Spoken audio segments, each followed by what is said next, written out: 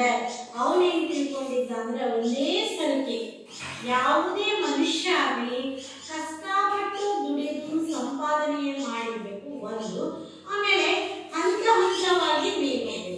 ಹುಟ್ಟಿದ ಮಗು ಒಂದೇ ಸಲ ನಡೆದ್ಬಿಡುತ್ತಾ, ಒಂದು ಸಣ್ಣ ಒಂದು ಬೀಜ ಹಾಕ್ತೇವೆ ಬಿಡುತ್ತಾ, ಅದಕ್ಕೂ ಕೂಡ ಏನಿದೆ ದಿನದಿಂದ ದಿನಕ್ಕೆ ಏನಾಗಬೇಕು, ಬೆಳವಣಿಗೆಯನ್ನು ಹೊಂದಬೇಕು, ಸಹಜವಾದ ಒಂದು ಪ್ರಕ್ರಿಯೆ ಇರಬೇಕು. ಅಂದಾಗ ಮಾತ್ರ ಏನಾಗುತ್ತೆ ಅಂದ್ರೆ ಅದು ಚೆನ್ನಾಗಾಗುತ್ತೆ. ಅದಕ್ಕೋಸ್ಕರ ಅವನಿಗೆ ಆಮೇಲೆ ಅನ್ನಿಸ್ತು ಆಸೆ ಇರಬೇಕು, ದುರಾಸೆ ಇರಬಾರ್ದು. ಅವನಿಗೆ ದೇವ್ರು ಕೊಟ್ಟಾಗ ಉಳಿಸ್ಕೊಳ್ಳೋದು ಅದಕ್ಕೆ ನೋಡ್ರಿ, ಯಾವುದನ್ನಾದ್ರೂ ನಾವು ಅನುಭವಿಸ್ತಕ್ಕಂಥ ಯೋಗ ಇರಬೇಕು. ನಾವು ಕೆಲವೊಂದು ಸಂದರ್ಭಗಳಲ್ಲಿ ಹಂಗ ಮಾಡ್ಬಿಡ್ತೀವಿ. ಹಣ್ಣು ಯಾವ್ದಾದ್ರು ಹಣ್ಣನ್ನ ತೆಗೆದುಕೊಳ್ಳಿ, ಅದು ಮಾಗವರೆಗೂ ಗಿಡದಲ್ಲಿ ಬಿಡೋದು. ನಾವೇನ್ ಮಾಡ್ಬಿಡ್ತೀವಿ, ಹಣ್ಣಾಗ್ಲಿ ತರಕಾರಿ ಆಗಲಿ ಹೂವಾಗ್ಲಿ ಆಸೆ ಇರಬೇಕು. ಈಗ ಒಂದು ಉದಾಹರಣೆಗೆ ಒಂದು ಹೂವನ್ನ ಮೊಗ್ಗನ್ನ ತರಬೇಕು, ನಾಳೆ ಬೆಳಗ್ಗೆ ಪೂರ್ತಿ ಹೂವು ಹರಡುತ್ತೆ. ಅದನ್ನ ಬೆಳಗ್ಗೆನೇ ನಾವೇನ್ ಮಾಡ್ಬಿಡ್ತೀವಿ ಅಂದ್ರೆ ನಾಳೆ ಇವತ್ತು ಬೆಳಗ್ಗೆ 5:30-6 ಗಂಟೆಗೆ ಹಾಕ್ಬಿಟ್ವಿ ಅಂದ್ರೆ ಅದೇನಾಗಿರ್ತದೆ, ಇಟೀಟ ಇರ್ತತಿ, ಕೆಲವೊಂದು ಕತ್ತಲಾಗಿ ಇಟೀಟ ಬರ್ತದೆ. ಅವಾಗ ಅನ್ಸುತ್ತೆ ಅವರಿಗೆ ನಾಳೆ ಬರೋ ಇವತ್ತೇ ಕಿತ್ಬಿಟ್ನಲ್ಲ ಅಂತ. ಹಣ್ಣು ಕೂಡ ಅಷ್ಟೇ, ಕಾಯಿ ನಾವು ಇಷ್ಟಿಷ್ಟೇ ಕಾಯಿದಾಗ ಕಾಯಿ ಐತಿ ಅಂತ ಹಣ್ಬಿಟ್ವಿ ಅಂದ್ರೆ ಅದಕ್ಕೋಸ್ಕರ ಆಸೆ ಇರಬೇಕು, ದುರಾಸೆ ಇರಬಾರದು. ಈ ಕಥೆ ಇರ್ತಕ್ಕಂತಹ ಒಂದು ಸಾಹಿತ್ಯ ನಮ್ಮ ಕನ್ನಡ ಸಾಹಿತ್ಯದೊಳಗೆ ಕಥೆ ಆಗಿರ್ಬೋದು, ಕಾದಂಬರಿ ಆಗಿರ್ಬೋದು, ಇವೇನಪ್ಪ ಅಂದ್ರೆ ಯಾವುದಾದ್ರೂ ಒಂದು ಸನ್ನಿವೇಶವನ್ನ ಅಥವಾ ಒಂದು ಘಟನೆಯನ್ನ ಹೇಳ್ತಾವು. ಹೇಳೋದ್ರ ಜೊತೆಗೆ ನಮ್ಗೆ ಏನಾಗುತ್ತೆ ಅಂದ್ರೆ ನಮ್ಮಲ್ಲಿ ನಾವು ಅದನ್ನ ಬದಲಾವಣೆ ಮಾಡ್ಕೊಳ್ಬೇಕು. ನಾವು ಆ ಕಥೆ ಕೇಳಿ ಸುಮ್ಮನೆ ಬಿಟ್ಬಿಡೋದಲ್ಲ, ಆ ಕಥೆಯನ್ನ ಕೇಳೋದ್ರಿಂದ ನಾವು ಮುಂದೆ ಏನಾದ್ರೂ ಕೆಲಸವನ್ನ ಕೈಗೊಳ್ಳಬೇಕಾದ್ರೆ ನಮ್ಮಲ್ಲಿ ಬದಲಾವಣೆ ಆಗ್ಬೇಕು ಅನ್ನೋದು. ಇನ್ನ ಈ ಒಂದು ಕಥಾ ಸಾಹಿತ್ಯ ಮೊದಲು ಯಾರಿಂದ ಪ್ರಾರಂಭ ಆಯಿತು ಅಂದ್ರೆ ಅದಕ್ಕೆ ಸಣ್ಣ ಕಥೆಗಳ ಜನಕ ಅಂತ ಯಾರನ್ನ ಹೇಳ್ತಾರಪ್ಪ ಗೊತ್ತಿತ್ತಾ? ಸಣ್ಣ ಕಥೆಗಳ ಜನಕ ಅಂತ ಯಾರನ್ನ ಹೇಳ್ತಾರೆ? ಮಾಸ್ತಿ ವೆಂಕಟೇಶ್ ಅಯ್ಯಂಗಾರ್. ಮಾಸ್ತಿ ವೆಂಕಟೇಶ್ ಅಯ್ಯಂಗಾರ್ ಅಂತ ಕರೀತಾರೆ. ಇನ್ನು ಹಲವಾರು ಜನ ಕಥೆ ಪುಸ್ತಕಗಳನ್ನ ಬರೆದಿದ್ದಾರೆ ಮಕ್ಕಳೇ. ನೀವೇನ್ ಮಾಡ್ಬೇಕು ಅಂದ್ರೆ ಯಾವ್ದಾರ ಊರಿಗೆ ಹೋಗ್ಬೇಕಾದ್ರೆ ಅಥವಾ ಎಲ್ಲಾದ್ರೂ ನೀವು ಮಾರ್ಕೆಟಿಗೆ ಹೋದಾಗ ಒಳ್ಳೊಳ್ಳೆ ಸಣ್ಣ ಸಣ್ಣ ಕಥೆ ಪುಸ್ತಕಗಳನ್ನ 10-20 ರೂಪಾಯಿ, 100 ರೂಪಾಯಿ ಕೊಟ್ಟು ನಾವ್ ಏನ್ ಬೇಕು ಹೊಟ್ಟೆ ತುಂಬಿ ಊಟ ಮಾಡ್ತೇವೆ. ಆದ್ರೆ ಒಂದು 20 ರೂಪಾಯಿ 50 ರೂಪಾಯಿ ಕೊಟ್ಟು ಒಂದು ಪುಸ್ತಕವನ್ನ ತೆಗೆದುಕೊಂಡ್ವಿ ಅಂದ್ರೆ ಅದು ಎಲ್ಲಿವರೆಗೂ ಇರ್ತೈತಿ, ನಾವು ಸತ್ತಿರೋ ಈ ಪುಸ್ತಕ ನೀಟಾಗಿ ಇಟ್ವಿ ಅಂದ್ರೆ ಇದೆ. ಅದಕ್ಕೋಸ್ಕರ ನೀವೇನ್ ಮಾಡ್ಬೇಕು, ಒಂದು ಸಣ್ಣ ಪುಟ್ಟ ಕಥೆಗಳ ಪುಸ್ತಕಗಳನ್ನ ಸಂಗ್ರಹ ಮಾಡ್ಬೇಕು. ಇನ್ನ ಈ ಕಥಾ ಸಾಹಿತ್ಯ ಹೇಗೆ ಹುಟ್ಟು ಬಂತು ಅಂದ್ರೆ ಪ್ರಾರಂಭದಲ್ಲಿ ನಮ್ಮ ಕನ್ನಡ ಭಾಷೆ ಇರಲಿಲ್ಲ, ಇಂಗ್ಲಿಷ್ ಭಾಷೆಯ ಪ್ರಭಾವದಿಂದಾಗಿ. ಯಾವುದು? ಇಂಗ್ಲಿಷ್ ಭಾಷೆಯ ಪ್ರಭಾವದಿಂದಾಗಿ ಇದ್ದಿತ್ತು. ಹಾಗಾದ್ರೆ ಏನ್ ಮಾಡ್ತಕ್ಕಂಥದ್ದು ಅಂದ್ರೆ ಒಂದು ಘಟನೆ ಅಥವಾ ಒಂದು ಸನ್ನಿವೇಶವನ್ನ ನಾವೇನ್ ಮಾಡ್ತಕ್ಕಂಥದ್ದು ಅಂದ್ರೆ ತೆಗೆದುಕೊಂಡು ಅದನ್ನ ಏನ್ ಮಾಡ್ತೀವಿ ಅಂದ್ರೆ ಪಾತ್ರ ಚಿತ್ರಣದ ಮೂಲಕ ಭಾವನಾತ್ಮಕವಾಗಿ ಸುಂದರವಾಗಿ ಚಿತ್ರಿಸ್ತಕ್ಕಂಥದ್ದು ಸಣ್ಣ ಕಥೆ. ಅದು ಏನ್ ಮಾಡ್ತೀವಿ, ಯಾವ್ದಾದ್ರು ಒಂದು ಘಟನೆ ತೆಗೆದುಕೊಳ್ತೀವಿ ಅಥವಾ ಒಂದು ಸನ್ನಿವೇಶವನ್ನ ತೆಗೆದುಕೊಳ್ತೀವಿ, ಅದನ್ನ ಏನ್ ಮಾಡ್ತೀವಿ, ಒಂದು ಪಾತ್ರಗಳನ್ನ ಸೃಷ್ಟಿ ಮಾಡ್ತೀವಿ. ಆ ಪಾತ್ರಗಳನ್ನ ಭಾವನಾತ್ಮಕವಾಗಿ ನಾವು ಹೇಳ್ತಾ ಹೋಗ್ತೀವಿ. ಸರಿ, ಹಾಗಾದ್ರೆ ಈ ಕಥೆ ಹೆಂಗ್ ಹುಟ್ಟು ಅಂದ್ರೆ ಅಮೆರಿಕದ ಎಡ್ಗರ್ ಅಲನ್ ಪೋ ಅಂತಕ್ಕಂಥವ್ರು, ಅಮೆರಿಕಾದ ಎಡ್ಗರ್ ಅಲನ್ ಪೋ ಅಂತಕ್ಕಂಥ ವ್ಯಕ್ತಿ ಏನ್ ಮಾಡಿದ ಅಂದ್ರೆ ಮೊದಲ ಬಾರಿಗೆ ಕಥೆಯನ್ನ ಬರೆದ. ಅವನು ಏನ್ ಹೇಳ್ತಾನೆ ಅಂದ್ರೆ ಒಂದೇ ಓದಿನಲ್ಲಿ ಮುಗಿಯುವುದೇ ಕಥೆ ಎನ್ನುತ್ತಾನೆ. ಒಂದೇ ಓದಿನಲ್ಲಿ ಮುಗಿತಕ್ಕಂಥದ್ದು. ಆದ್ರಿಂದ ಇದು ಸಣ್ಣ ಕಥೆ ಅಂತಕ್ಕಂಥದ್ದು ಇಂಗ್ಲಿಷ್ ಸಾಹಿತ್ಯದಿಂದ ಹೇಗೆ ಬಂತು ಅಂದ್ರೆ ಶಾರ್ಟ್ ಸ್ಟೋರಿ ಅಂದ್ರೆ ಚಿಕ್ಕದಾಗಿರ್ತಕ್ಕಂಥ ಕಥೆ ಅಂತಕ್ಕಂಥದ್ದು ಬಂತು. ಏನು ಅಂದ್ರೆ ಮನುಷ್ಯರಿಗೆ ನಾವೇನ್ ಮಾಡ್ತೀವಿ ಅಂದ್ರೆ ಹಾಗೆ ವಿಷಯವನ್ನು ಹೇಳಿದ್ರೆ ಮನನವಾಗಲ್ಲ, ಕಥೆ ಮೂಲಕ ಹೇಳಿದ್ರೆ ಅದೇನಾಗುತ್ತೆ, ನೆನಪುಳಿತೈತಿ ಅಂತಕ್ಕಂಥದ್ದು ಆ ಒಂದು ದೃಷ್ಟಿಕೋನದಿಂದ ಸಣ್ಣ ಕಥೆ ಹುಟ್ಟಿದೆ. ಇನ್ನ ವಿದ್ಯಾರ್ಥಿಗಳೇ, ಈ ಒಂದು ನಮ್ಮ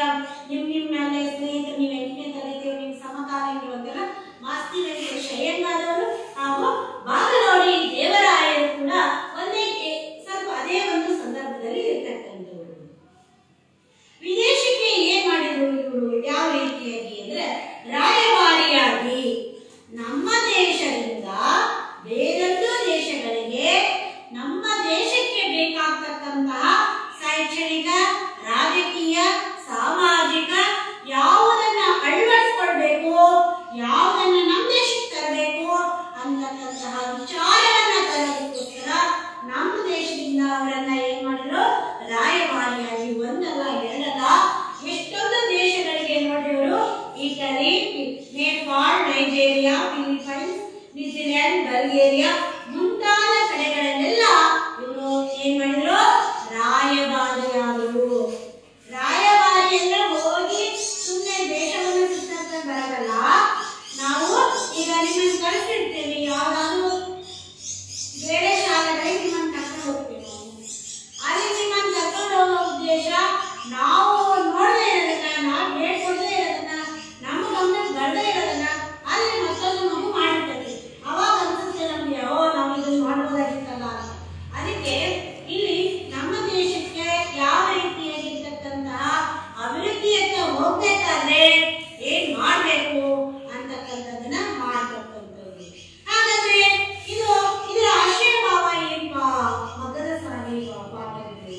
ಹಾಗಾದ್ರೆ ಇಲ್ಲೇನಾಯ್ತು, ಧಾರ್ಮಿಕ ಸಹಿಷ್ಣುತೆ, ಹಿಂದೂ ಮತ್ತು ಮುಸ್ಲಿಂ ಬಾಂಧವರ ಮಧ್ಯೆ ಒಂದು ರೀತಿಯಾಗಿರ್ತಕ್ಕಂಥ ಸಾಮರಸ್ಯದಿಂದ ಇರ್ತಕ್ಕಂಥ ಹೊಂದಾಣಿಕೆಯಿಂದ ಇರ್ತಕ್ಕಂಥ, ಅಕ್ಕಪಕ್ಕದಲ್ಲೇ ಮನೆಗಳಲ್ಲಿ ಇದ್ದ ತರ ನಾವು ಅಂದ್ರೆ ಇಲ್ಲಿ ಧರ್ಮಗಳ ಎರಡೂ ಏನಾಗಿರಲಿಲ್ಲ, ಬೇರೆ ಬೇರೆ ಇರಲಿಲ್ಲ, ಎರಡೂ ಧರ್ಮದವರು ಕೂಡಿಕೊಂಡು ಬಾಳ್ತಕ್ಕಂಥದ್ದು ಒಂದು ವಿಚಾರ. ಇನ್ನೊಂದು ವಿಚಾರ ಏನಪ್ಪಾ ಅಂದ್ರೆ, ಅವಾಗೆಲ್ಲ ನೋಡಿ, ನೀವೆಲ್ಲ ಚಿಕ್ಕವರಿದ್ದಾಗ ಅನ್ನೋದಕ್ಕಿಂತ ನಿಮ್ ತಂದೆ ತಾಯಿ ಚಿಕ್ಕವರಿದ್ದಾಗ ಉದಾಹರಣೆಗೆ ಗಾಜಿನ ಬಳೆಗಳನ್ನ ಮಾಡೋರಿದ್ರು, ಮರ ರೊಟ್ಟಿಗಳನ್ನ ಹೆಣಿತಕ್ಕಂಥವ್ರಿದ್ರು, ಚಾಪೆಗಳನ್ನ ಬಿದಿರಿನಿಂದ ಚಾಪೆ ಹೆಣಿತಕ್ಕಂಥವ್ರಿದ್ರು, ಮಣ್ಣಿನಿಂದ ಮಡಿಕೆಗಳನ್ನ ಮಾಡ್ತಕ್ಕಂಥವ್ರಿದ್ರು. ಈಗೆಲ್ಲ ಏನಾಗದಪ್ಪ, ಗಾಜಿನ ಬಳೆಗಳು ಮಾಡುವವರು ಕಡಿಮೆ, ಕೊಂಡುಕೊಳ್ಳುವವರು ಕಡಿಮೆ. ಮಣ್ಣಿನ ಮಡಿಕೆ ಇವತ್ತು ಯಾಕಂತಪ್ಪ, ಮಣ್ಣಿನಿಂದ ಮಾಡತಕ್ಕಂಥ ಮಡಿಕೆಗಳನ್ನ ಎಲ್ಲ ಹಳ್ಳಿಯಲ್ಲಿ ಅದು ಏನಪ್ಪಾ ಅಂದ್ರೆ ಬೇಳೆ ಬೇಸಕ್ಕೋ ಅಥವಾ ಅದಕ್ಕೆ ಬಹಳ ಕಡಿಮೆ ತಗೊಳ್ಳೋದು. ಅವಾಗ ಎಲ್ಲರೂ ಕೂಡ ಸುಮಾರು 30ರಿಂದ 50 ವರ್ಷಗಳ ಹಿಂದೆ ಏನ್ ಮಾಡ್ತಿದ್ರು ಅಂದ್ರೆ 50ರಿಂದ 100 ವರ್ಷಗಳ ಹಿಂದೆ ಎಲ್ಲರ ಮನೆಗಳಲ್ಲೂ ಕೂಡ ಏನಾಗಿದ್ವು, ಮಣ್ಣಿನ ಪಾತ್ರೆಗಳೇ ಇದ್ವು. ಇವತ್ತು ಯಾವ್ಯಾವ ಪಾತ್ರೆಗಳು ಕಂಡು ಬರ್ತಾವೆ ಹೇಳಿ ನೋಡೋಣ. ಹೇಳ್ಬೇಕು ವಿದ್ಯಾರ್ಥಿಗಳು, ಸ್ಟೀಲ್ ಮತ್ತೆ ತಾಮ್ರ ಹೋಗ್ಬಿಡುತ್ತೆ. ಅದೆಲ್ಲ ನಮ್ಮ ಪೂರ್ವಜರ ಜೊತೆಗೇನೆ ಹೋಗ್ಬಿಡ್ತು ಅಂದ್ರೆ ಎಲ್ಲೋ ಹಿತ್ತಾಳೆ ಕಡಿಮೆ ಆಗಿದೆ. ಮತ್ತೆ ನೋಡ್ರಿ, ಎಲ್ಲದಕ್ಕೂ ಅದನ್ನೇ ಬಳಸ್ತಾರೆ. ಸುಲಭವಾಗುತ್ತೆ ಅದನ್ನು. ಈಗ ಈ ಪ್ಲಾಸ್ಟಿಕ್ ವೆರಿ ಗುಡ್. ಇವತ್ತೇನಾಗಿದೆ ಅಂದ್ರೆ ಮಣ್ಣಿನಿಂದ ತಾಮ್ರ, ಹಿತ್ತಾಳೆ ಹೋಗಿ ಇವತ್ತು ಪ್ಲಾಸ್ಟಿಕ್ ನಾವು ಬಳಸ್ತಾ ಇದ್ದೀವಿ ನೋಡಿ. ಅದರಿಂದ ಎಷ್ಟೊಂದು ಅಪಾಯಕಾರಿ ಇದೆ ಅಂತ ನಮ್ಗೆ ಗೊತ್ತಿದೆ. ಆದರೂ ಕೂಡ ನಾವೆಲ್ಲ ಆ ರೀತಿಯಾಗಿ ಏನ್ ಮಾಡ್ತಿದ್ವಿ ಅಂದ್ರೆ, ಗುಡಿ ಕೈಗಾರಿಕೆಗಳು ಇವತ್ತೇನಾದ್ರು ಕೈಗಾರಿಕೆಗಳು ಮಾನವ ಔದ್ಯೋಗೀಕರಣ ಆದ ನಂತರದಲ್ಲಿ ಅವನಲ್ಲೇನಾಯ್ತು ಅಂದ್ರೆ ಬದಲಾವಣೆ ಆಗ್ತಾ ಬಂತು. ಇವತ್ತು ನೋಡಿ, ಎಲ್ಲರೂ ಕೆಳಗೆ ಕುತ್ಕೊಂಡು ತಟ್ಟೆದಲ್ಲಿ ಅವಾಗೆಲ್ಲ ಕಂಚಿನ ತಾಟು, ತಾಮ್ರ ಒಳಗೆ ಊಟ ಮಾಡ್ತಾ ಇದ್ರು, ಕಂಚಿನ ತಟ್ಟೆ ಊಟ ಮಾಡ್ತಿದ್ರು, ಮಣ್ಣಿನ ಒಂದು ಮಡಕೆಯಲ್ಲಿ ಅಡಿಗೆಯನ್ನು ತಯಾರಿಸ್ತಾ ಇದ್ರು, ಬಾಳೆ ಎಲೆ, ಬಿಸಿಲೆ ಎಲೆ ಈ ತರ ಎಲೆಗಳಲ್ಲಿ ಊಟ ಮಾಡ್ತಾ ಇದ್ರು. ಅವಾಗ ಆರೋಗ್ಯವಾಗಿದ್ರು. ಇವತ್ತೇನಾಯ್ತು, ಗುಡಿ ಕೈಗಾರಿಕೆ ವಿನಾಶಕ್ಕೆ ಕಾರಣ. ಆಮೇಲೆ ಶಾಲೆಗಳಲ್ಲಿ ಏನ್ ಮಾಡ್ಬೇಕು ಅಂದ್ರೆ, ನಾವಿವಾಗ SLC ವರೆಗೂ ಓದ್ತೀವಿ, PUC ವರೆಗೂ ಓದ್ತೀವಿ. ಆದ್ರೆ ನಮ್ಗೆ ಏನಾಗಿಲ್ಲ ಅಂದ್ರೆ ಉದ್ಯೋಗಾರ್ಥವಾಗಿರುವ ಶಿಕ್ಷಣ ಇಲ್ಲ. ಯಾವ ಮಕ್ಕಳಿಗೆ ಈಗ ಯಾವುದರಲ್ಲಿ ಆಸಕ್ತಿ ಇರ್ತದೆ, ಟ್ರೇಡಿಂಗ್ ಮಾಡೋರಿಗೆ ಟ್ರೇಡಿಂಗ್ ನಲ್ಲಿ, ಕಂಪ್ಯೂಟರ್ ಇಷ್ಟ ಇರೋರಿಗೆ ಕಂಪ್ಯೂಟರು, ಆಮೇಲೆ ಮಣ್ಣಿನ ಮಡಿಕೆಗಳನ್ನ, ನೆಲದ ಬತ್ತಿಗಳನ್ನ, ಸೋಪ್ಗಳನ್ನ ಈ ರೀತಿಯಾಗಿ ಏನ್ ಮಾಡಲ್ಲ ನಾವು ಅಂದ್ರೆ, ಆ ರೀತಿಯಾಗಿ ಒಂದು ಮಗು ಇವತ್ತು ಡಿಗ್ರಿ ಓದಿದ್ರು ಕೂಡ ಅವನು ನನಗೆ ಮುಗಿದ ತಕ್ಷಣನೇ ನನಗೆ ಒಂದು ಉದ್ಯೋಗ ಇದೆ ಅಂತಕ್ಕಂಥದ್ದಿಲ್ಲ. ನಾವು ಶಾಲೆಯಲ್ಲಿ ಔದ್ಯೋಗಿಕ ಶಿಕ್ಷಣವನ್ನ ಕೊಡ್ತಾ ಇಲ್ಲ. ಅದರ ಜೊತೆಗೆ ಮಕ್ಕಳಿಗೆ ಪೂರಕವಾಗಿರೋದು. ಈಗ ನೀವು ಕಲಿತವರಿಗೆ ಹೆಣ್ಮಕ್ಳಿಗೆ ಟೇಲರಿಂಗ್ ಕಲಿಸ್ತಕ್ಕಂಥದ್ದು, ಕಲಿಸ್ತಕ್ಕಂಥದ್ದು, ಅಡಿಗೆ ಮಾಡಕ್ ಕಲಿಸ್ತಕ್ಕಂಥದ್ದು, ಪುರುಷರಿಗೆ ಬೀಜಗಳ ಬಿತ್ತನೆ ಮಾಡ್ತಕ್ಕಂಥದ್ದು. ನೀವಂತೂ ಗ್ರಾಮೀಣ ಪ್ರದೇಶದಲ್ಲಿ ನೀವೇನಾಗ್ತದೆ ಅಂದ್ರೆ ನೀವು ಸಾಮಾನ್ಯವಾಗುತ್ತೆ. ಅದೇ ಪಟ್ಟಣದ ಮಕ್ಕಳಿಗಾದ್ರೆ ಅವರಿಗೆ ಎತ್ತಂದ್ರೆ ಏನು, ಎಮ್ಮೆ ಅಂದ್ರೆ ಏನು, ಹಸು ಅಂದ್ರೆ ಏನು, ಅವುಗಳಿಗೆ ಹೇಗೆ ಆಹಾರವನ್ನ ಕೊಡಬೇಕು ಅದು ಯಾವುದು ಗೊತ್ತದೆ. ಅಡಿಗೆ ವಿಚಾರದಲ್ಲೂ ಅಷ್ಟೇ ಅವರಿಗೆ ಯಾವ ದವಸ ಧಾನ್ಯಗಳು, ತರಕಾರಿಗಳು ಯಾವುದು ಗೊತ್ತಾಗ. ಅದಕ್ಕೋಸ್ಕರ ಈಗ ಏನ್ ಮಾಡ್ಬೇಕು ಅಂದ್ರೆ ಆ ರೀತಿ ಶಿಕ್ಷಣದಲ್ಲಿ ಬದಲಾವಣೆ ಆಗ್ಬೇಕು ಅನ್ನೋದು ಒಂದು ವಿಚಾರ. ಆಮೇಲೆ ಸ್ವಯಂ ಉದ್ಯೋಗವನ್ನ ಮಾಡಬೇಕು ಅಂತಕ್ಕಂಥದ್ದು ಒಂದು ವಿಚಾರ. ತಂದೆ ಮಗನಿಗಿದ್ದ ಒಂದು ಮಕ್ಕಳ ಬಗೆಗಿರ್ತಕ್ಕಂತಹ ಏನ್ ಮಾಡ್ತಾನೆ ಅಂದ್ರೆ ತಂದೆ ವಿರೋಧ ವ್ಯಕ್ತಪಡಿಸಿರ್ತಾನೆ, ಆದ್ರೆ ಮಗ ಅದರಲ್ಲಿ ಸಾಧನೆ ಮಾಡ್ತಕ್ಕಂಥದ್ದು.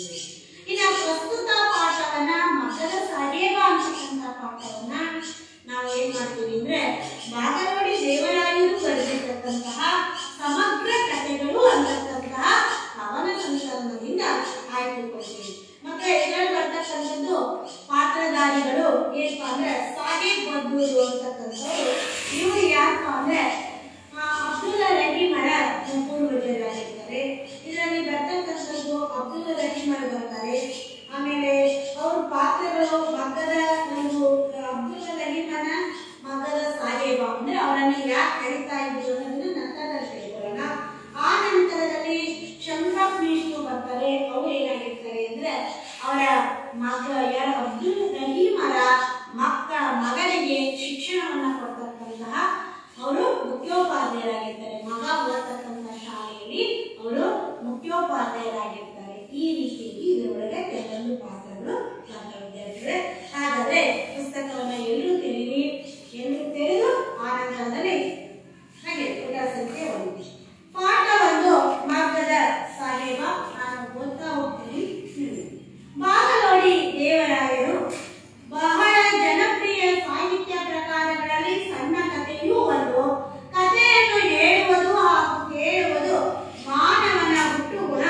ನಮ್ಮ ಹಿರಿಯರು ತಮ್ಮ ಮಕ್ಕಳಲ್ಲಿ ಆಸಕ್ತಿ ಕೆರಳಿಸಿ ಕುತೂಹಲ ಉಂಟು ಮಾಡಲು, ಮನಸ್ಸಿಗೆ ಮುದ ನೀಡಲು, ಮನಸ್ಸನ್ನು ಅರಳಿಸುವ ಕಥೆಗಳನ್ನ ಹೇಳುತ್ತಿದ್ದರು.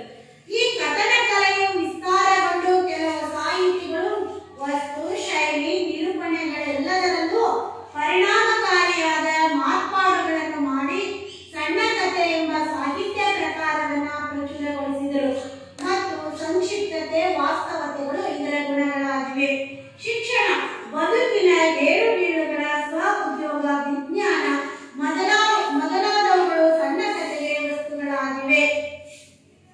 ಪ್ರಸ್ತುತ ಕಥೆಯಲ್ಲಿ ಬಹುಮುಖ್ಯವಾಗಿ ಇಂದು ವಿನಾಶದ ಅಂಚಿನಲ್ಲಿರುವ ಗುಡಿ ಕೈಗಾರಿಕೆ ನಮ್ಮ ಶಿಕ್ಷಣದಲ್ಲಿ ನೀಡಬೇಕಾದ ಮಹತ್ವವನ್ನು ಸಾದರಪಡಿಸುವ ಉದ್ದೇಶವಿದೆ. ತಂದೆಯ ಆಸೆಯಂತೆ ಸರ್ಕಾರಿ ಉದ್ಯೋಗವನ್ನು ಅವಲಂಬಿಸಿದೆ. ಸ್ವಯಂ ಉದ್ಯೋಗ ಕಂಡುಕೊಳ್ಳುವ ಯುವಕನೊಬ್ಬ ರಾಷ್ಟ್ರಮಟ್ಟದ ಗೌರವಾಧಾರಗಳಿಗೆ ಪಾತ್ರನಾಗುವುದೇ ಇಲ್ಲಿಯ ಕಥಾವಸ್ತು. ಮಗ್ಗದ ಸಾಹೇಬ ಅಂದರೆ ಅಬ್ದುಲ್ ರಹೀಂ ಸಾಹೇಬ. ಅವನ ಮಗ್ಗವನ್ನು ಮುಟ್ಟದೆ 20 ವರ್ಷಕ್ಕೂ ಹೆಚ್ಚಾಗಿದೆ. ಆದರೂ ಅವನನ್ನು ಮಗ್ಗದ ಸಾಹೇಬನೆಂದೇ ಕರೆಯುವ ವಾಡಿಕೆ. ಅವರ ಪೂರ್ವಜರು ಸಾಹೇಬ್ ಬಹದ್ದೂರ್ ಮಗ್ಗದ ಹುಸೇನ್ ಸಾಹೇಬರು ಜನಪ್ರಿಯ ಮತ್ತು ಧನವಂತ ವ್ಯಕ್ತಿಯಾಗಿದ್ದರು. ಅವರು ಮಸೀದಿ ಮಾತ್ರವಲ್ಲ ದೇವಸ್ಥಾನವನ್ನು ಕಟ್ಟಿಸಿದರು. ಇಂದಿಗೂ ಆ ದೇವಸ್ಥಾನದಲ್ಲಿ ರಥೋತ್ಸವದ ಸಮಯದಲ್ಲಿ ಅವರ ಮನೆತನದ ಹಿರಿಯ ಪ್ರತಿನಿಧಿಗೆ ಎಲ್ಲರಿಗಿಂತಲೂ ಮುಂದಾಗಿ ಪ್ರಸಾದವನ್ನ ಪಡೆಯುವ ಹಕ್ಕಿದೆ. ಇಂತಹ ಸಂಪ್ರದಾಯ ಪದ್ಧತಿ ಇಂದಿಗೂ ಕರ್ನಾಟಕದಲ್ಲಿ ನಡೆಯುತ್ತಿದೆ. ಇದರಿಂದ ಪೂರ್ವಜರಲ್ಲಿ ಎಂತಹ ಘನತೆ, ಸದಾಚಾರ, ಸದ್ಭಾವನೆಗಳು ಇದ್ದವು ಎಂದು ತಿಳಿಯುವುದು. ಉದಾಹರಣೆಗೆ ನನ್ನದೇ ಹುಟ್ಟೂರಿನ ಪಕ್ಕದಲ್ಲಿ ಮುಸಲ್ಮಾನರ ವಸತಿ ಇದೆ. ಅದರೊಳಗೆ ಒಂದು ಪವಿತ್ರ ಸ್ಥಾನವಿದೆ. ಅಲ್ಲಿ ಉರ್ಸ್ ಎಂಬ ಮುಸಲ್ಮಾನರ ಧಾರ್ಮಿಕ ಉತ್ಸವದ ಕಾಲದಲ್ಲಿ ನಮ್ಮ ಮನೆತನದ ಒಬ್ಬ ಪ್ರತಿನಿಧಿ ಇದ್ದೇ ಇರಬೇಕೆಂಬ ಸಂಪ್ರದಾಯವಿದೆ.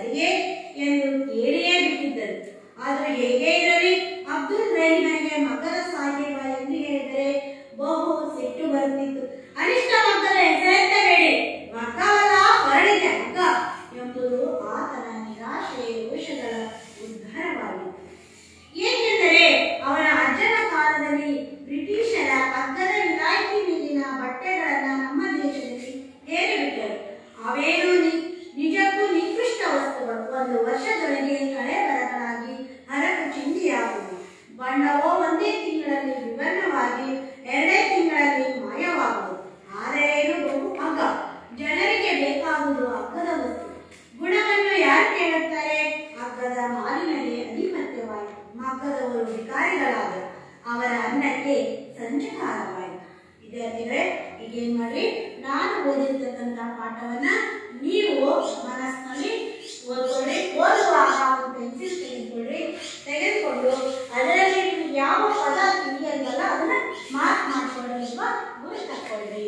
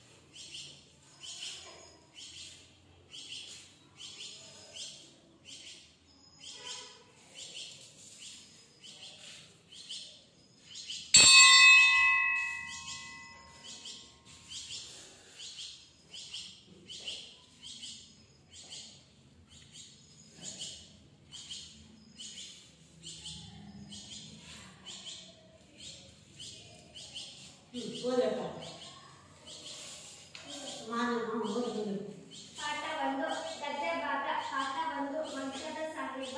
ಭಾಗ ನೋಡಿ ದೇವರಾಯ. ಮಗ್ಗದ ಸಾಹೇಬ ಅಂದರೆ ಅಬ್ದುಲ್ ಗನಿ ಸಾಹೇಬ. ಅವನು ಮಗ್ಗವನ್ನು ಮುಟ್ಟದೆ 20 ವರ್ಷಕ್ಕೂ ಹೆಚ್ಚಾಗಿದೆ. ಆದರೂ ಅವನನ್ನು ಮಗ್ಗದ ಸಾಹೇಬನೆಂದು ಕರೆಯುವುದು ವಾಡಿಕೆ. ಅವರ ಪೂರ್ವಜರು ಸಾಹೇಬ ಬಹದ್ದೂರ್, ಮಗ್ಗದ ಹುಸೇನ್ ಸಾಹೇಬರು ಜನಪ್ರಿಯ ಮತ್ತು ಧನವಂತ ವ್ಯಕ್ತಿಯಾಗಿದ್ದರು. ಅವರು ಮಸೀದಿ ಮಾತ್ರವಲ್ಲ, ದೇವಸ್ಥಾನವನ್ನು ಕಟ್ಟಿಸಿದ್ದರು. ಇಂದಿಗೂ ಈ ದೇವಸ್ಥಾನದಲ್ಲಿ ರಥೋತ್ಸವ ಸಮಯದಲ್ಲಿ ಅವರ ಮನೆತನದ ಹಿರಿಯ ಪ್ರತಿನಿಧಿಗೆ ಎಲ್ಲರಿಗಿಂತಲೂ ಮುಂದಾಗಿ ಪ್ರಸಾದವನ್ನು ಪಡೆಯುವ ಹಕ್ಕಿದೆ. ಇಂತಹ ಸಂಪ್ರದಾಯ ಪದ್ಧತಿಗಳು ಇಂದಿಗೂ ಕರ್ನಾಟಕದಲ್ಲಿ ನಡೆಯುತ್ತಿವೆ. ಇದರಿಂದ ಪೂರ್ವಜರಲ್ಲಿ ಎಂತಹ ಘನತೆ, ಸದಾಚಾರ, ಸದ್ಭಾವನೆಗಳು ಇದ್ದವು ಎಂದು ತಿಳಿಯುವುದು. ಉದಾಹರಣೆಗೆ, ನನ್ನದೇ ಹುಟ್ಟೂರಿನ ಪಕ್ಕದಲ್ಲಿ ಮುಸಲ್ಮಾನರ ವಸತಿ ಇದೆ. ಅದರೊಳಗೆ ಒಂದು ಪವಿತ್ರ ಸ್ಥಾನವಿದೆ. ಅಲ್ಲಿ ಉರ್ಸ್ ಎಂಬ ಮುಸಲ್ಮಾನರ ಧಾರ್ಮಿಕ ಉತ್ಸವದ ಕಾಲದಲ್ಲಿ ನಮ್ಮ ಮನೆತನದ ಒಂದು ಪ್ರತಿನಿಧಿ ಇದ್ದೇ ಇರಬೇಕೆಂಬ ಸಂಪ್ರದಾಯ ಇತ್ತು. ಹಾಗೆಯೇ ಗಣೇಶ ಚತುರ್ಥಿ ಕೃಷ್ಣಾಷ್ಟಮಿಗಳ ಮರುದಿನ ಮುಸಲ್ಮಾನರ ಸಮಾಜದ ಶ್ರೇಷ್ಠತೆಯ ಮುಖ್ಯಸ್ಥರು ನಮ್ಮ ಮನೆಗೆ ಬರುವುದು, ಕುಶಲೋಪಚಾರ ಮಾತನಾಡುವುದು. ನಾವು ಅವರಿಗೆ ಮೋದಕ, ಉಂಡೆ, ಚುಕ್ಕುಲಿ ಇತ್ಯಾದಿ ಹಬ್ಬದ ಭಕ್ಷ್ಯ ಭೋಜ್ಯಗಳನ್ನು ವಿತರಣೆ ಮಾಡುವ ಸಂಪ್ರದಾಯವಿತ್ತು. ಒಂದು ಬಾರಿ ನಮ್ಮ ತಾಯಿ ಕಾಯಿ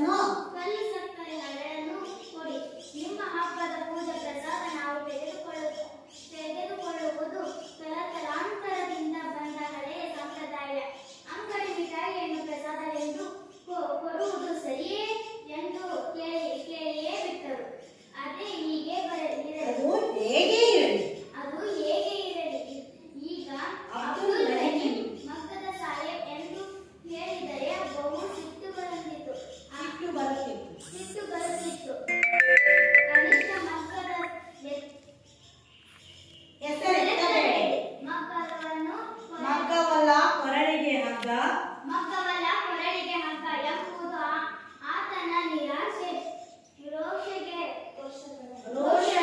ಉದ್ಗಾರವಾಗಿತ್ತು. ಏಕೆಂದರೆ ಅವನ ಅಜ್ಜನ ಕಾಲದಲ್ಲಿ ಬ್ರಿಟಿಷರು ಅಗ್ಗದ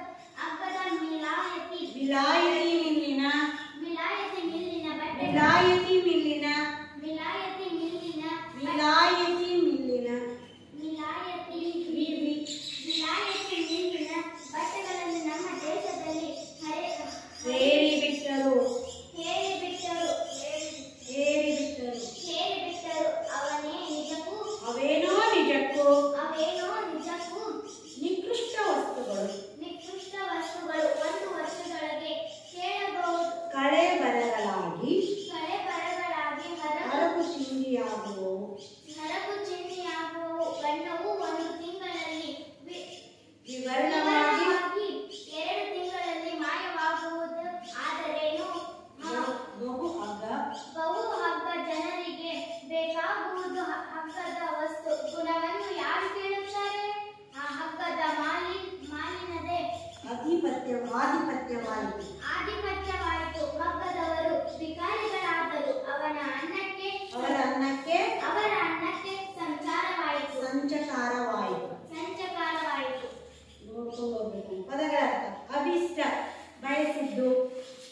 ಆಧಿಪತ್ಯ ಅಂದ್ರೆ ಯಜಮಾನಿಕೆ. ಲೆಕ್ಕಿಸದೆ ಗಣಿಸದೆ ಅಲ್ಲ, ಲೆಕ್ಕಿಸದೆ.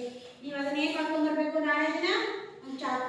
ಈಗ ನೋಡಿ, ಕಥೆಗಳನ್ನ ನಮ್ಮ ಪ್ರಾರಂಭದಲ್ಲಿ ಹೇಗೆ ಹುಟ್ಟು ಅಂತಕ್ಕಂಥದ್ದು.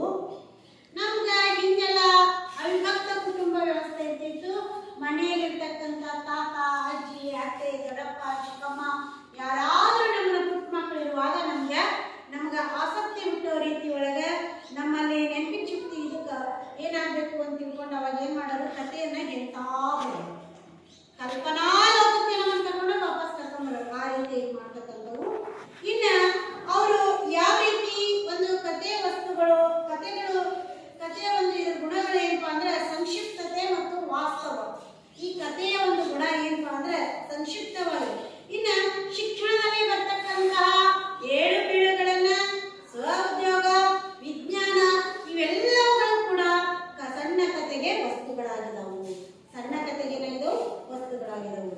ಮತ್ತು ಅದ್ರ ಜೊತೆಗೆ ಏನಪ್ಪಾ ಅಂದ್ರೆ ವಿನಾಶದ ಅಂಚಿನಲ್ಲಿರ್ತಕ್ಕಂಥ ಗುಡಿ ಕೈಗಾರಿಕೆ ನಮ್ಮ ಶಿಕ್ಷಣದಲ್ಲಿ ನೀಡಬೇಕಾದ ಮಹತ್ವವನ್ನ ಸಾದರಪಡಿಸ್ತಕ್ಕಂಥದ್ದು.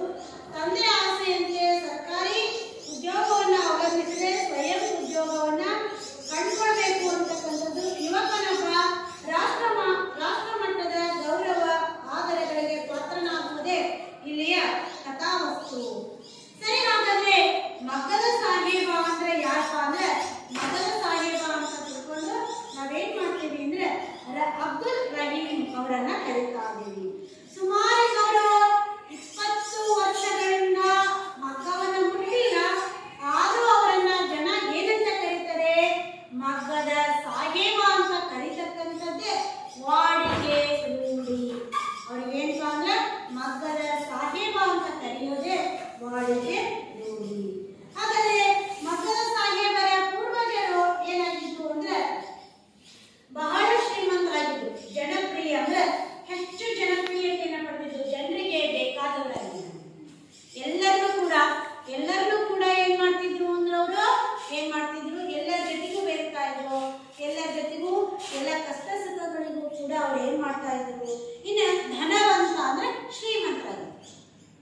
ಅವರ ಪೂರ್ವಜರು ಅಬ್ದುಲ್ ರಹೀಮರ ಪೂರ್ವಜರು ಏನಾಗಿದ್ರು? ಶ್ರೀಮಂತರಾಗಿದ್ರು. ಹಾಗಾಗಿ ಅವ್ರು ಏನ್ ಮಾಡಿದ್ರಪ್ಪ ಅಂದ್ರೆ ಕೇವಲ ಮುಸ್ಲಿಮರಾಗಿದ್ದು ಮಸೀದಿಯನ್ನ ಮಾತ್ರ ಅಭಿವೃದ್ಧಿ ಮಾಡೋದಕ್ಕೆ ಕೊಡಲಿಲ್ಲ. ಅದರ ಜೊತೆಗೆ ಅವರು ದೇವಸ್ಥಾನ ಕಟ್ಟುವ ಒಂದು ಕೆಲಸಕ್ಕೂ ಕೂಡ ಅವರು ಏನ್ ಮಾಡಿದ್ರು? ಹಣ ಸಹಾಯವನ್ನು ಮಾಡಿದ್ರು. ಆ ಒಂದು ಕಾರಣದಿಂದಾಗಿ ಹಿಂದೂ ದೇವಾಲಯಗಳಲ್ಲೂ ಕೂಡ ಅವರು ಇವತ್ತಿನ ದಿನಾನೂ ಕೂಡ ಜಾತ್ರೆ, ಉತ್ಸವ ಅಥವಾ ಏನಾದರೂ ವಿಶೇಷ ದಿನಗಳಿದ್ರೆ ಪ್ರಸಾದವನ್ನ ಪಡಿತಕ್ಕಂತಹ ಮೊದಲಿಗೆ ಅವರಿಗೂ ಕೂಡ ಪ್ರಸಾದವನ್ನ ಪಡೆಯೋದ್ರಲ್ಲಿ ಮೊದಲಿಗರು ಅಂದ್ರೆ ಅವರಿಗೂ ಹಕ್ಕಿದೆ. ಅವರು ಅವರ ಮನೆತನದಲ್ಲಿ ಇವತ್ತಿನವರೆಗೂ ಕೂಡ ಬಂದು ಅವ್ರು ಏನ್ ಮಾಡಬೇಕು? ಇಂಥ ದಿನ ಜಾತ್ರೆ ಇದ್ರಿ, ಇಂಥ ದಿನ ನೀವು ಬಂದು ಪ್ರಸಾದವನ್ನ ಅವ್ರು ಬಂದ್ರಾದ್ರೂ ಕೊಡ್ತಿದ್ರು,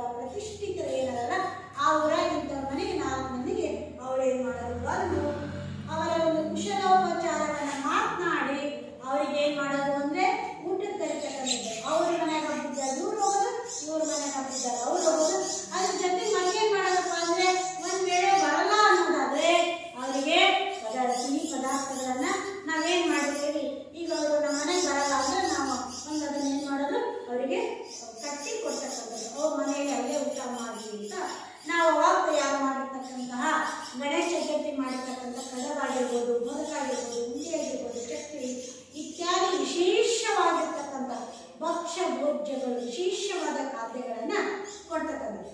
ಒಂದ್ಸಲ ಏನಾಗ್ಬಿಡ್ತು ಅಂದ್ರೆ ಅವ್ರ ತಾಯಿಯವರು ಹಬ್ಬದ ಮುಂದೆನ ಆರಾಮಿರೋದು. ಪ್ರತಿ ವರ್ಷ ಕೊಟ್ಕೊಂತ ಬಂದೇವಿ, ಈ ವರ್ಷ ಕೊಡ್ಲಿಲ್ಲ ಅಂದ್ರೆ ಈಗ ನಾವು ಒಬ್ಬರ ಮನೆಗೆ ಅವ್ರ ಮನೆಗೆ ತಪ್ಸೋದೇ ಇಲ್ರಿ, ನಾವು ಯಾವಾಗಲೂ ಕೊಡ್ತಾನೆ ಅದೇವಿ. ಅವ್ರು ಕೊಟ್ಟರೆಷ್ಟು ಬಿಟ್ಟರೆಷ್ಟು ಮಾತಾಡೋದೆಷ್ಟು ಬಿಟ್ಟರೆಷ್ಟು ಅವ್ರ ಮನೆಗೆ ಒಟ್ಟು ನಾವು ಕೊಡ್ತೇವೆ ಅಂತ ಕೆಲವೊಬ್ರು, ಇನ್ನು ಕೆಲವೊಬ್ರು ಅದನ್ನ ಕಾಯ್ತಿರ್ತಾರೆ ಇದು ಮಾಡಿ. ಹಾಗೆ ಇವರು ಈಗ ಪ್ರತಿ ವರ್ಷ ಕೊಡ್ತಾ ಇದೇವಿ, ಕೊಡ್ಲಿಕ್ಕೆ ಏನು ತಿಳ್ಕೊಂತಾರೆ ಏನೋ ಅಂತ ಏನು ಮಾಡಿದ್ರು, ಅವ್ರ ತಾಯಿ ಕಾಯಿಲೆ ಬಿದ್ದಾಗ ಮಾಡಕ್ ಆಗ್ಲಿಲ್ಲ. ಇವ್ರು ಏನ್ ಮಾಡಿದ್ರು ಅಂದ್ರೆ ಆ ಬೇಕರಿ ಅಥವಾ ಅಂಗಡಿಯಿಂದ ತಂದು ಕೊಟ್ಟರು. ಅದಕ್ಕೆ ಅವ್ರು ಏನ್ ಮಾಡಿದ್ರು, ಸಿಟ್ಟಾದ್ರು. ಯಾಕೆ ಸಿಟ್ಟಾದ್ರು ಹೇಳ್ರಿ, ಅವ್ರಿಗೆ ಗೊತ್ತಾಗಿದ್ದ ಸನ್ನಿವೇಶ ಏನು ಆರಾಮಿರಲಿಲ್ಲ, ಹಾಗಾಗಿ ನಾವು ಇವತ್ತು ಈ ವರ್ಷ ನಾವೇನು ಬಹಳ ಮಾಡಿಲ್ಲ, ಒಂದು ಬೆಲ್ಲ ಏನ್ ದೇವರಿಗೆ ನೈವೇದ್ಯ ಮಾಡಿದ್ರು ಅಷ್ಟೇ ಕೊಟ್ಟರು ಸಾಕಾಗಿರ್ತೀವಿ ಅಂತ ಒಂದ್ ಕಡೆ ಆಯ್ತು. ಅಂದ್ರೆ ಇವರು ನಾವು ಕೊಡ್ತಾ ಬಂದಿದ್ದೇವಿ, ಕೊಡದಂಗಿದ್ರೆ ಸರಿ ಆಗಲ್ಲ. ಈಗ ನೋಡ್ರಿ, ನಾವು ಮಳೆ ಆಗ್ಲಿಲ್ಲ ಅಥವಾ ಮಾಡಕ್ಕಾಗ್ಲಿಲ್ಲ ಅಂದ್ರೆ ಭಾಳ ಮಾಡಿ ಸ್ವಲ್ಪರ ಮಾಡ್ಬೇಕು ಅಂತೀವಿ. ಎಲ್ಲ ಆಗ್ಬೋದು, ಅವ್ರವ್ರು ಒಂದೊಂದು ಡಬ್ಬಿ ಮಾಡ್ತಾರಿಲ್ಲ, ನಾವು ಚಿಕ್ಕದಾಗಿರೋ ಡಬ್ಬಿ ಮಾಡೋಣ, ನಾವು ಇಂತಿಂತ ಡಬ್ಬಿ ಮಾಡಿ ನಾವೇನ್ ಮಾಡೋಣ, ಚಿಕ್ಕದಾಗಿರೋದು ಮಾಡೋಣ ಅಂತಾರೆ. ಆ ರೀತಿಯಾಗಿ ಅದಕ್ಕೆ ಅವರು ಈ ರೀತಿಯಾಗಿ ಅಂಗಡಿಯ ಪ್ರಸಾದವನ್ನ ಕೊಡೋದು ಸರಿಯಲ್ಲ, ಅಂಗಡಿಯಿಂದ ತಂದು ಮಿಠಾಯಿ ಕೊಟ್ಟರೆ ಅದು ಪ್ರಸಾದ ಆಗಲ್ಲ. ಆ ರೀತಿಯಾಗಿರೋ ಒಂದು ಹೊಂದಾಣಿಕೆ ಇತ್ತು. ಇನ್ನ ಅವ್ರು ಹೇಗನೇ ಇರಲಿ, ಅಬ್ದುಲ್ ರಹೀಮರಿಗೆ ಏನಾಗ್ತಿತ್ತು ಅಂದ್ರೆ ಅವರಿಗೆ ಮಗ್ಗದ ಸಾಹೇಬ ಅಂತ ಕರೆಸಿಟ್ರು. ಯಾಕೆ ಹಂಗೆ ಬರ್ತಿತ್ತು ಅಂದ್ರೆ ಈ ಅನಿಷ್ಟ ಮಗ್ಗದ ಹೆಸರು ಎತ್ತಬೇಡಿ, ಇದರಿಂದ ನಮ್ಗೆ ಏನಾಗಿದೆ, ಅದು ಒಳ್ಳೇದಾಗಿಲ್ಲ, ಅದು ಹಗ್ಗ, ನಮ್ಮ ಕೊರಳಿಗೆ ಹಾಕಿರ್ತಕ್ಕಂಥ ಹಗ್ಗ ಅಂತ ಬಹಳ ನಿರಾಶೆಯಿಂದ ರೋಷದಿಂದ ಹೇಳ್ತಾರ. ಆದ್ರೆ ಒಂದು ಕಡೆ ಆ ಮಗ್ಗದಿಂದಲೇ ಅವ್ರು ಏನಾಗಿದ್ರು, ಶ್ರೀಮಂತರಾಗಿದ್ರು. ಇನ್ನೊಂದು ಸಂದರ್ಭದಲ್ಲಿ ಆ ಮಗ್ಗದಿಂದಲೇ ಅವ್ರಿಗೆ ಏನಾಗಿತ್ತು ಅಂದ್ರೆ ಊಟಕ್ಕೆ ಅನ್ನವೂ ಕೂಡ ತೊಂದರೆ ಆಯಿತು. ಅದರಿಂದ ಏನೇನಾಯಿತು ಅಂದ್ರೆ ಬದಲಾವಣೆ ಆಯಿತು, ಔದ್ಯೋಗಿಕ ಕ್ರಾಂತಿ ಆಯಿತು, ಕೈಗಾರಿಕೆಗಳು ಪ್ರಾರಂಭವಾದವು. ಹಾಗಾಗಿ ಏನಾಗೋದಕ್ಕೆ ಕಾರಣ ಆಯಿತು, ಆ ಒಂದು ಇದು ಏನಂತ ಅಂದ್ರೆ ಆ ರೀತಿ ಆಗೋದಕ್ಕೆ ಕಾರಣ. ವಿದ್ಯಾರ್ಥಿಗಳೇ, ನಾಳೆ ದಿನ ಬರಬೇಕಾದ್ರೆ ಪ್ರಶ್ನೆಗಳು ಗೃಹ ಪಾಠ ಬರ್ಕೊಳ್ರಿ, ಪದಗಳ ಅರ್ಥ ಬರ್ಕೊಂಡ್ಬರ್ಬೇಕು.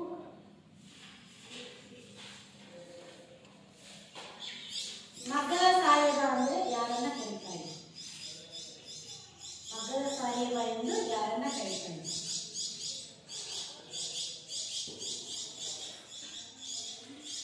ಊರ್ ಎಂದರೇನು?